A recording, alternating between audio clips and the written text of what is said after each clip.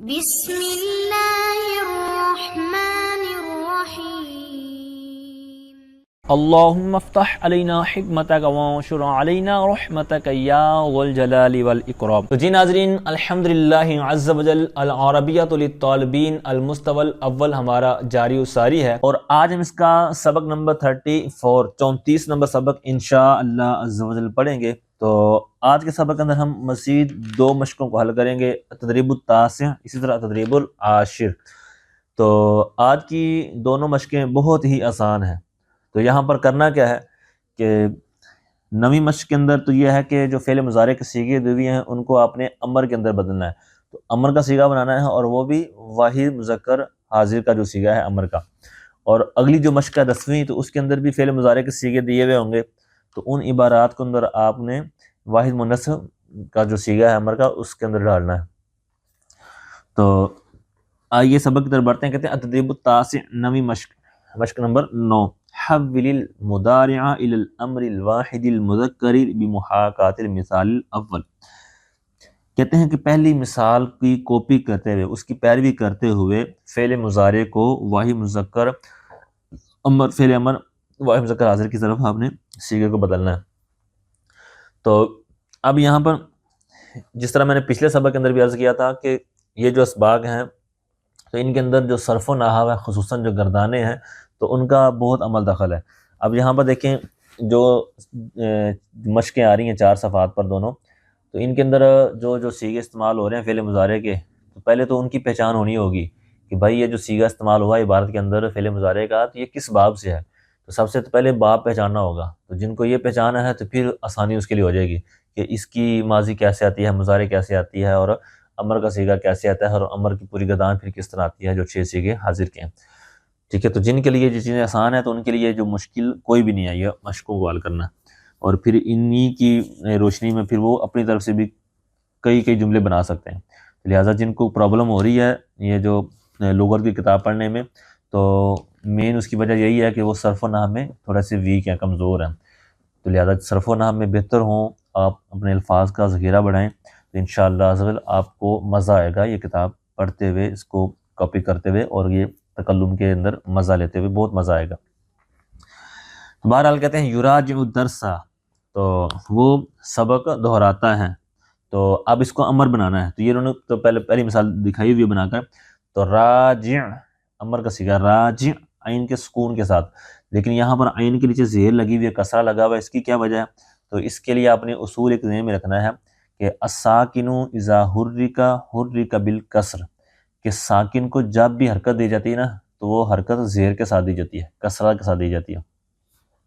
تو یہاں پر بھی یہ راجع الدرس یہ عبارت ہے اصل میں، لیکن آگے ملانے کے لیے کیونکہ یہ ساکن ہے، تو ساکن کو آگے ملانے کے لیے جب بھی حرکت دی جاتی ہے تو زیر دی جاتی ہے۔ ٹھیک ہے، لہٰذا کئی جگہوں پر یہ مناسب یہی ہوتا ہے کہ وہاں پر زیر لگا دی جائے، لیکن بعض جگہ ہوتی ہے کہ نہ بھی لگائیں تب بھی مطلب کام چل جاتا ہے، تو لہٰذا وہ بھی ٹھیک ہے۔ تو راجع الدرس، آپ سبق دہراؤ۔ اچھا، یہ ہوتے ہیں ادب والے ترجمے۔ ویسے اگر لغت کے حساب سے اور گرامر کے حساب سے دیکھیں تو پھر ترجمہ بنے گا کہ تو سبق دہرا۔ ٹھیک ہے، واحد مذکر کا حاضر کا جو صیغہ ہے امر کا، تو راجع سامنے جو ایک بندہ موجود ہوگا میل، تو اس کو کہا جا رہا ہے کہ تو سبق دہرا، لیکن ترجمہ مزید اچھے انداز میں آپ نے کرنا ہوتا ہے۔ تو راجع الدرس، آپ سبق کو دہرا لیجئے، آپ سبق کو دہرا لیں، آپ سبق کو دہراؤ۔ آگے یکتب الواجب المنزلیہ، تو اب یہاں پر کاتبہ یکتبو سے یہ ناصرہ سے یعنی آتا ہے، تو یکتبو کاتبہ یکتبو، تو اسی طرح ناصرہ ینصرو، تو اس کی اثر آتی ہے امر سے انصر۔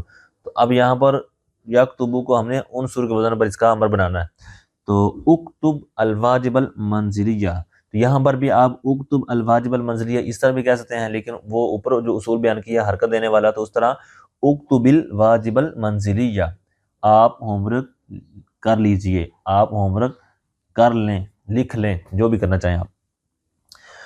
اچھا جی، ینتبہ، انتبہ ینتبہ انتباہا، یہ ہوتا ہے کسی چیز کے بارے میں کسی کی طرف توجہ کرنا، اچھی طرح غور کرنا، سمجھنا۔ ٹھیک ہے، تو توجہ دینے کے معنی میں یہ ہوتا ہے استعمال۔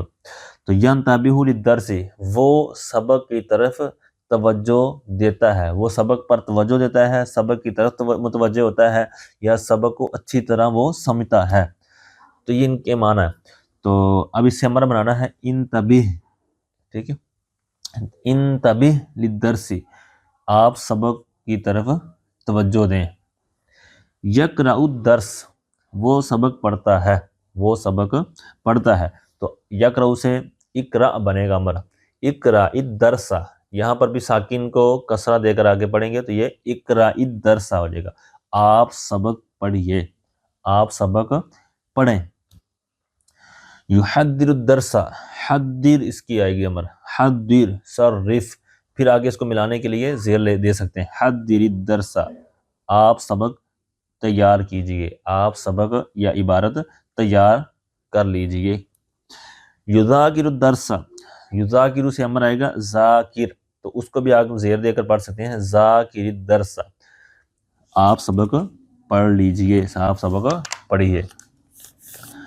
آگے بھی وہی صیغہ جو پہلے استعمال ہوا ہے، یستعد للامتحان، وہ امتحان کی تیاری کرتا ہے یا کر رہا ہے۔ تو استعد یستعد استعداد، استعدی آئے گا امر، ٹھیک ہے، استعدی، تو آگے للامتحان تو یہ پہلے لگا ہوا ہے، استعدی للامتحان، آپ امتحان کی تیاری فرما لیجئے، کر لیجئے۔ آگے ہے یحفظ الدرس، وہ سبق یاد کرتا ہے، حفظ کرتا ہے، جس طرح نا یاد کرنا، تو احفظ آئے گا، ٹھیک ہے، احفظ، تو احفظ الدرس، یہاں پر بھی احفظ کے نیچے زیر دیں گے تو احفظ الدرس، آپ سبق یاد کر لیجئے۔ یحلل صرفیا، تو یحلل سے امر آئے گا حلل، ٹھیک ہے، حلل صرفیا، آپ صرفی تحقیق کر لیجئے۔ آگے یعرب القرآن، وہ قرآن پاک کی نحوی ترکیب کرتا ہے یا قرآن پاک کا تجزیہ کرتا ہے یا ترکیب نحوی کرتا ہے، تو آ جائے گا اعرب، امر کا صیغہ، تو اعرب القرآن، آپ قرآن پاک کی ترکیب کر لیجئے۔ یسمع الدرس، تو یہ یسمع سے امر آئے گا اسمع، ٹھیک ہے، اسمع یسمع اسمعا، ویسے سامیہ یسمع ہے مجرد سے، لیکن یہاں پر یسمع آپ عبارت دیکھ بھی رہے ہیں لکھی ہوئی، اس کا راب لگا ہوا ہے، تو یسمع الدرس، وہ سبق سناتا ہے، ٹھیک ہے، تو اسمع الدرس، ویسے اسمع اور آگے ملانے کے لیے زیر دے کر اسمع الدرس، آپ سبق سنا لیجئے۔ اچھا جی، آگے یستمع الی الدرس، یستمع کہتے ہیں غور سے سننا، قرآن پاک کی ایک آیت بھی ہے نا کہ اذا قرئ القرآن فاستمعوا له وانصتوا، تو یہاں پر ہے جب قرآن پاک کی تلاوت کی جائے تو تم کان لگا کر سنو، غور سے سنو، ٹھیک ہے، تو اسی آیت سے علماء ثابت کرتے ہیں کہ امام جب قرات کر رہا ہو تو پیچھے قرات مقتدی کو نہیں کرنی چاہیے، یعنی قیام کے اندر امام صاحب سورہ فاتحہ پڑھ رہے ہیں یا جو بھی قرآن جو چاروں رکعتوں کے اندر یا تینوں کے اندر یا دو کے اندر، جب امام صاحب قیام میں ہیں تو پیچھے مقتدیوں نے خاموشی سے کھڑے رہنا ہے، ٹھیک ہے۔ تو یہاں سے بہرحال یستمع الی الدرس، سبق وہ سنتا ہے سبق کو غور سے، تو اس کا امر آئے گا استمع، ٹھیک ہے، تو غور سے سن الی الدرس، سبق کو۔ اچھا، آگے 10ویں مشق ہے، یہاں پر جو پچھلی مشق کی ہے اس کے اندر واحد مذکر مخاطب کا جو صیغہ تھا امر کا وہ ہم نے بنایا، حاضر کا، تو یہاں پر مؤنث کا صیغہ بنانا ہے۔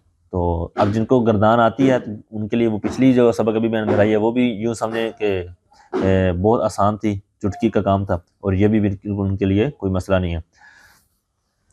تو بہرحال کہتے ہیں حول المضارع الی الامر الواحد المؤنث بمحاکات المثال الاول، کہتے ہیں کہ پہلی مثال کی کاپی کرتے ہوئے، اس کی پیروی کرتے ہوئے فعل مضارع کے صیغے کو فعل امر واحد مؤنث کے صیغے کی طرف آپ ڈھالیں، کی طرف پھیریں۔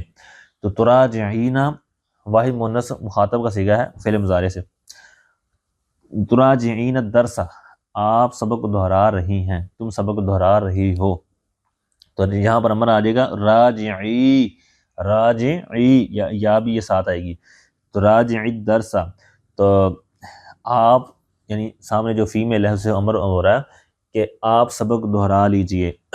تکتبین الواجب المنزلیہ، تو آپ ہوم ورک لکھ رہی ہیں، آپ ہوم ورک لکھتی ہیں، تو آ جائے گا امر اکتبی، ٹھیک ہے، الواجب المنزلیہ، آپ ہوم ورک لکھ لیجئے، آپ ہوم ورک کر لیجئے۔ تنتبہین وہی جو پیچھے استعمال ہوا ہے انتبہ یعنی توجہ دینا، تو یہاں پر بھی توجہ دینے کے معنی میں تنتبہین للدرسی آپ سبق کی طرف توجہ دیتی ہیں۔ تو یہاں پر یہ اگرچہ ترجمے میں جمع کا صیغہ کر رہا ہوں لیکن یہ واحد مؤنث کا ہی صیغہ ہے مخاطب کا۔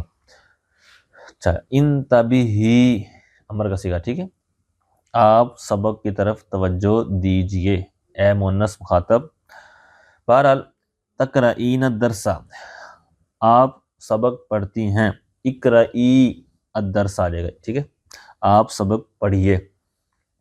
تحضرین الدرس آپ سبق پڑھ رہی ہیں، تیار کر رہی ہیں، یاد کر رہی ہیں یا عبارت تیار کر رہی ہیں، ٹھیک ہے، تو امر آ جائے گا حضری، حضر یہ واحد جو صیغہ تھا واحد مذکر حاضر کا امر کا، اور یا سمیت ساتھ آ جائے گی حضری صری فی، آپ سبق تیار کر لیجئے، آپ عبارت تیار کر لیجئے۔ آگے ہے تذاکرین الدرس، تذاکرین الدرس آپ سبق یاد کر رہی ہیں، تو ذاکری آ جائے گا، ٹھیک ہے، ذاکری درس آپ سبق یاد کر لیجئے۔ اچھا آگے تستعدین للامتحان آپ امتحان کی تیاری کر رہی ہیں یا کرتی ہیں، تو اب آ جائے گا امر استعدی للامتحان آپ امتحان کی تیاری فرما لیں، کر لیں۔ آگے تحفظین الدرس تو یہاں پر احفظی آ جائے گا، تحللین تو یہ حللی آ جائے گا، تعربین یہ اعربی آ جائے گا، ٹھیک ہے۔ اچھا جی آگے آخری ہے تسمعین الی الدرس آپ کا سبق کی طرف کان لگا کر سن رہی ہیں، تستمعی ابھی میں نے عرض کیا کہ یہ غور سے سننے کے معنی میں ہے، تو تستمعین الی الدرس آپ سبق کی طرف توجہ کر رہی ہیں، آپ سبق کو کان لگا کر سن رہی ہیں، غور سے سن رہی ہیں، تو امر آ جائے گا استمعی الی الدرس آپ سبق غور سے سماعت کریں۔